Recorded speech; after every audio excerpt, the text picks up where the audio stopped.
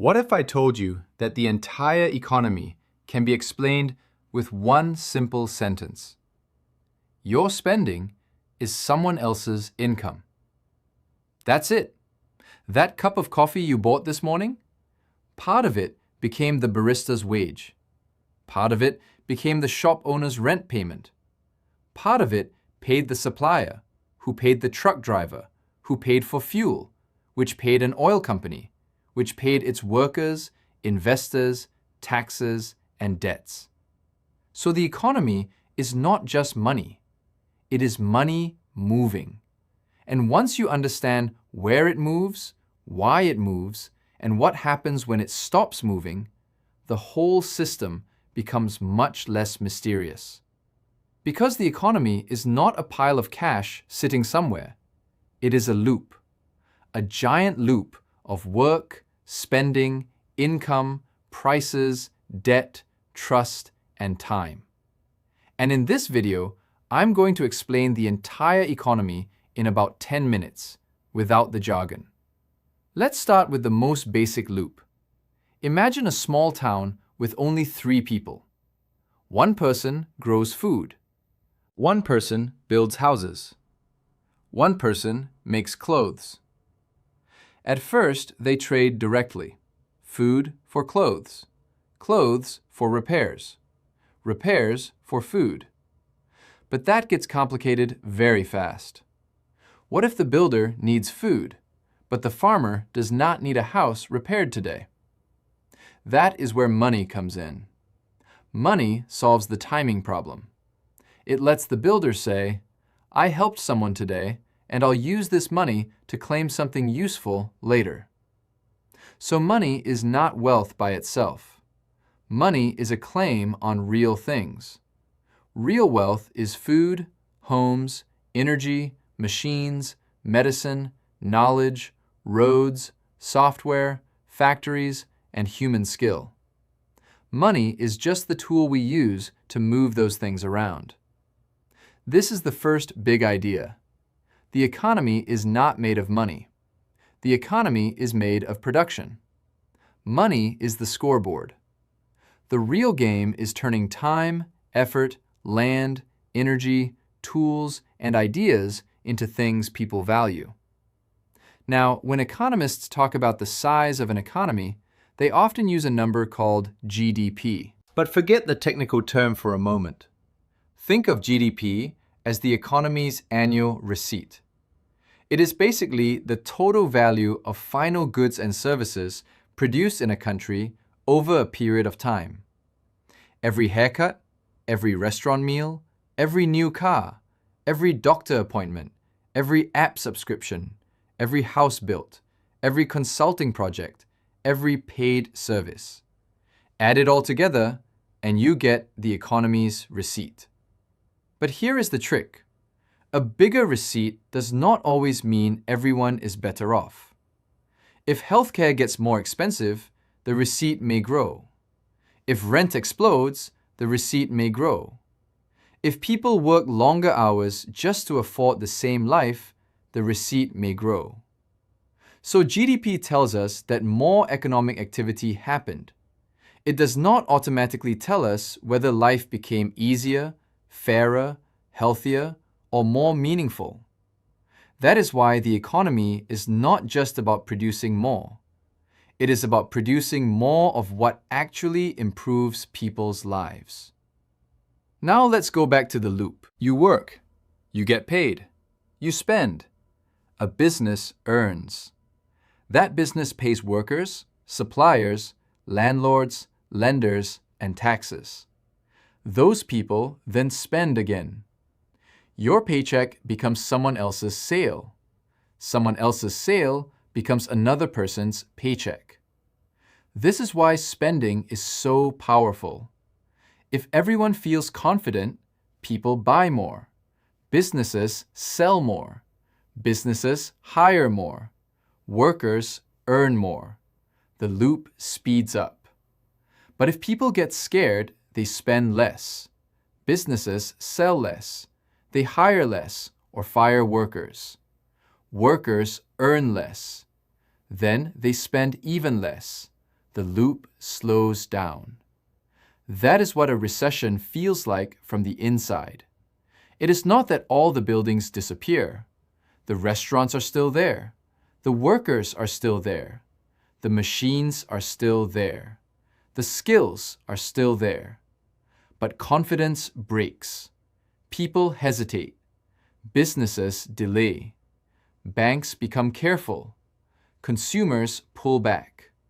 And suddenly, a system that depends on everyone trusting the next payment starts to freeze. So the economy runs on money, but underneath that, it runs on trust. Now, if this is already making the economy feel a little clearer, hit the like button. It helps the channel reach more people who want economics explained without the fog. Now let's talk about prices. Prices are not just numbers. Prices are messages. A rising price is the economy saying, more people want this, or it has become harder to produce. A falling price is the economy saying, less demand, more supply, or better efficiency. Imagine umbrellas on a rainy day. If suddenly everyone wants an umbrella and there are only a few left, the price rises. That higher price sends two messages at once. To buyers, it says, use this carefully, it is scarce. To sellers, it says, bring more umbrellas, people want this. That is the magic of prices. No central planner has to call every umbrella seller in the city. The price itself carries the information. But prices can also hurt. Because when the prices of many things rise at once, people call it inflation. And inflation is often misunderstood. Inflation is not just things got expensive. Inflation is what happens when money buys less than before. The dollar, the euro, or the real still has the same number printed on it, but its power shrinks. It is like using a ruler that gets shorter every month. You think you still have 10 units, but those 10 units measure less reality than they used to. This is why inflation feels so frustrating. Your salary may go up on paper, but if food, rent, transport, and energy rise faster, you are not richer. You are running on a treadmill. And inflation is especially painful because it attacks planning. A family cannot plan a budget. A business cannot plan costs. A worker cannot know what salary is fair. A lender cannot know what future repayments are really worth. So inflation is not just about prices. It is about trust in money. Now here is where the economy gets stranger. Where does money actually come from? Most people imagine banks as vaults. People deposit money. Banks lend that money out. Simple, right? Not exactly. In modern economies, when banks make loans, they can create new deposits. If a bank approves a mortgage, it does not usually move physical cash from one person's box into another person's box. It creates a loan on one side and a deposit on the other. In plain English, modern money is often born as debt. That sounds weird, but it is central to how the economy grows. Credit lets people pull future spending into the present. A family gets a mortgage and buys a home now, then pays over decades. A business borrows to open a factory now, then repays from future profits. A student borrows for education now, hoping future income will justify it. Credit is powerful because it lets society build before it has all the cash saved. But it is dangerous because the future has to show up. Debt is a promise that tomorrow will be productive enough to pay for today. And when too many promises are made, the economy becomes fragile. This is why interest rates matter so much. An interest rate is the price of time. It answers the question, how expensive is it to bring future money into the present? When interest rates are low, borrowing feels easier. People buy homes. Companies expand. Investors take more risk. The economy speeds up. When interest rates are high, borrowing becomes harder. People delay purchases. Companies cut investment. Asset prices can fall. The economy cools down. So central banks, like the Federal Reserve, are not controlling the economy like a video game. They are adjusting the price of time and hoping the loop responds. Too much speed and the economy can overheat into inflation. Too much braking and the economy can slow into unemployment. And unemployment is where the economy stops being abstract. Because when someone loses a job, the damage is not just one missing paycheck. It is a broken link in the loop. That person spends less. The businesses they would have bought from earn less. Their family delays plans.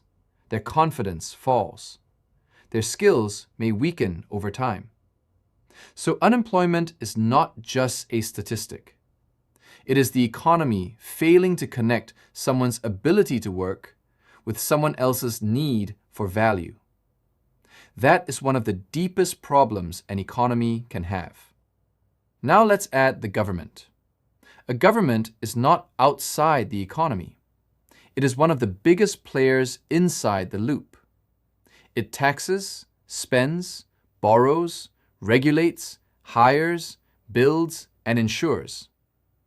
Taxes pull money out of one part of the economy. Spending pushes money into another. Borrowing lets the government spend more today and promise repayment later. This can be useful. During a crisis, when households and businesses pull back, government spending can keep part of the loop alive. It can fund roads, schools, defense, healthcare, research, and emergency support. But government money is not magic. If a government borrows, someone must lend. If it taxes, someone pays. If it prints too aggressively, money can lose trust. If it spends badly, resources get wasted. So the real question is not simply, should government spend more or less?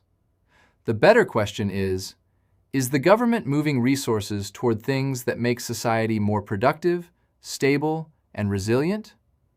Because spending on a bridge that unlocks trade is different from spending on a bridge to nowhere. Now let's zoom out to the world. No country produces everything it consumes. Your phone may be designed in one country, assembled in another, powered by chips from another, using minerals from several more. The global economy is a web of specialization. Countries trade because different places are good at different things. Some have energy, some have factories, some have technology. Some have young workers. Some have financial systems. Some have land. Trade lets countries consume more than they could produce alone. But trade also creates dependence. If one country controls a key resource, a shipping lane, a payment network, or a critical technology, that gives it power. So global economics is never just about efficiency. It is also about leverage. Who needs whom? Who can cut whom off? Who controls the currency used in trade? Who owns the factories? Who owns the debt? This is why economics and geopolitics are impossible to fully separate. The economy is not just markets. It is power moving through markets. And if you enjoy this kind of simple, first principles breakdown of big economic ideas, subscribe to Plain Econ. The goal here is to make economics clear without making it shallow. Now we need to talk about the final piece, the thing that actually makes societies richer over the long run. Not money, not debt, not government spending, not even trade. Productivity. Productivity means making more value with the same amount of time. A farmer with a shovel can feed a few people. A farmer with machinery, irrigation, fertilizer, logistics, data, and good roads can feed thousands. Same human hour, completely different output. That is real economic progress. When productivity rises, wages can rise without simply causing prices to rise. Living standards can improve. People can work fewer hours for more comfort. Governments can collect more revenue without raising tax rates. Debt becomes easier to manage because future income is larger. This is the secret engine underneath everything. In the short run, an economy can grow because people borrow more, spend more, or because the government injects money. But in the long run, a society becomes richer when it learns how to produce more useful things with less waste, less time, and better tools. That is why education matters. That is why infrastructure matters. That is why energy matters. That is why technology matters. That is why institutions matter. Because the real economy is not the stock market going up.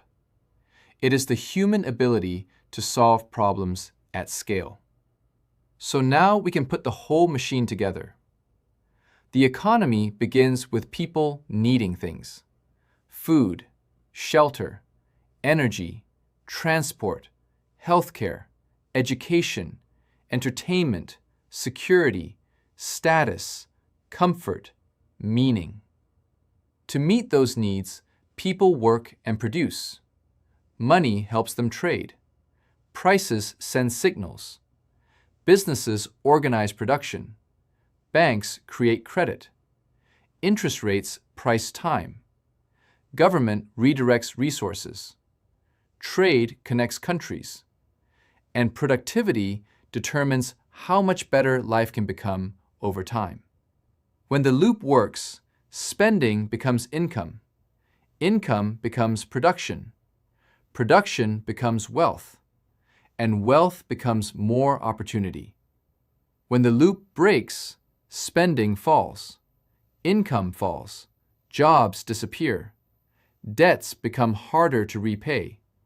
Trust weakens, and the system slows down. That is the economy, not a mysterious force, not a machine only experts can understand, a living loop of human promises. And maybe the simplest way to remember it is this: money is not the economy. Money is how the economy talks to itself.